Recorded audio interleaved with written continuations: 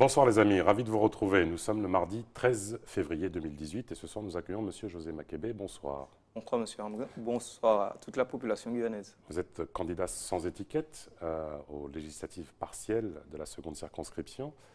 Qu'est-ce qui s'est passé avec l'UDI? Vous étiez le représentant de l'UDI ici en Guyane et on se rend compte que l'UDI soutient un autre candidat. Écoutez, depuis bien avant d'annoncer ma candidature, j'avais voulu prendre mes distances avec le parti UDI et puis tout simplement prendre mes distances avec un parti politique de façon générale. Pourquoi? Parce que j'ai un message singulier à adresser aux Guyanais dans le cadre de ces élections et que je veux en être libre de mes propos et uniquement responsable de ce que je dis parce que la situation de mon pays ne peut pas se construire autour d'un parti politique. Elle mérite d'avoir un homme libre pour pouvoir s'exprimer et surtout apporter un projet d'envergure qui ne sera pas contraint par des idéologies d'un parti politique classique. Alors parlons de ce projet d'envergure. Le retard structurel de la seconde circonscription est flagrant au regard de celui de la première qui est lui-même, on va dire, assez conséquent. Qu'est-ce que vous proposez?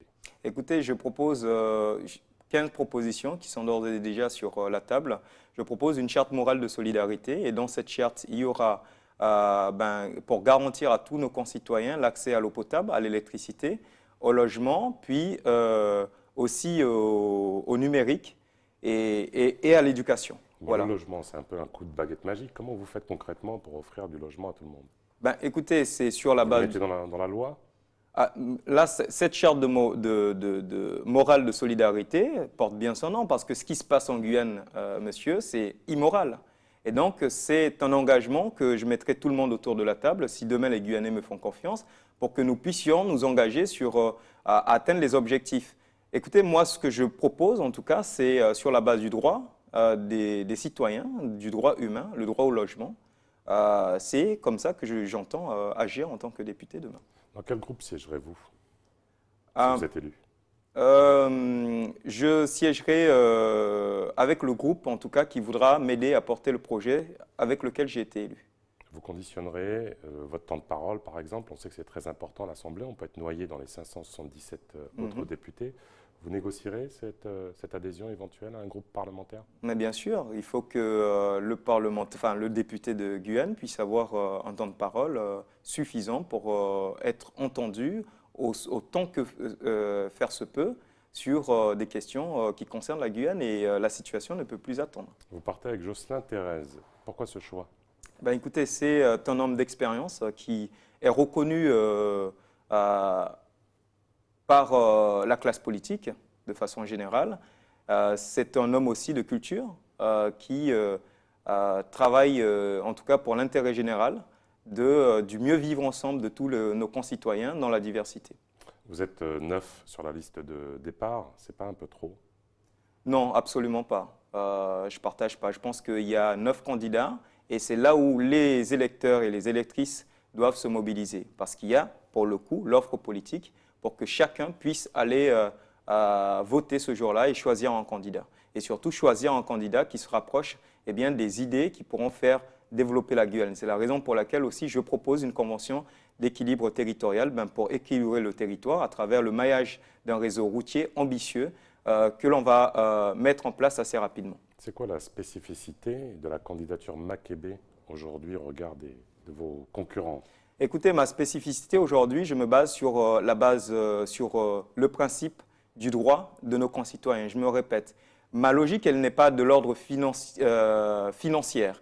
Elle est basée sur le principe du droit humain auquel nous sommes dans une société. Ma Guyane, elle est dans la République et puisqu'elle est dans la République, nous avons des droits et des obligations et que bien souvent, nous connaissons plus nos devoirs que les devoirs de l'État, des collectivités aussi qui la composent. Et donc moi, c'est mettre chaque acteur devant ses responsabilités parce qu'il n'est plus soutenable qu'en Guyane, nous puissions avoir un territoire complètement enclavé. Vous l'avez dit en début d'émission, que par exemple, pour aller à Maripasoula, c'est uniquement l'avion. Aujourd'hui, la filière de la pirogue traditionnelle est en voie de disparition. Pourquoi? Parce que les élèves sont scolarisés. Et donc, il nous faut absolument préparer cette mutation. Je suis le seul candidat qui puisse apporter une véritable réponse à ces problématiques.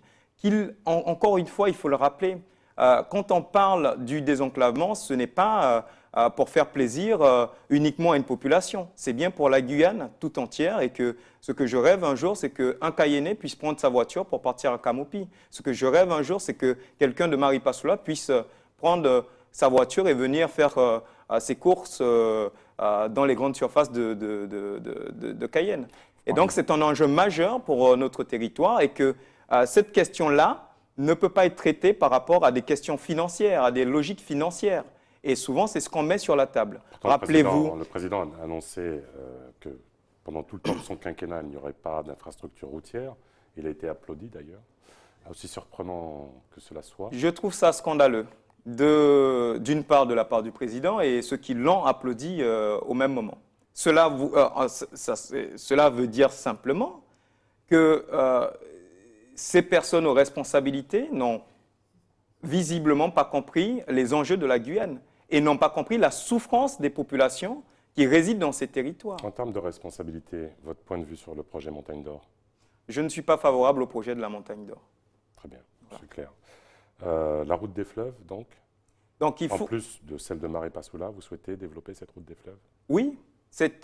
Je pense qu'il faut, alors là par contre, il faut faire très attention. Quand on fera le choix, s'il y a un choix à faire, il faudra connecter toutes les communes de la vallée du Maroni. On développe un pays par des bassins de vie. J'entends Bélizon, je ne suis pas contre, mais à ce moment-là, il faut faire les deux. Les deux sont prioritaires.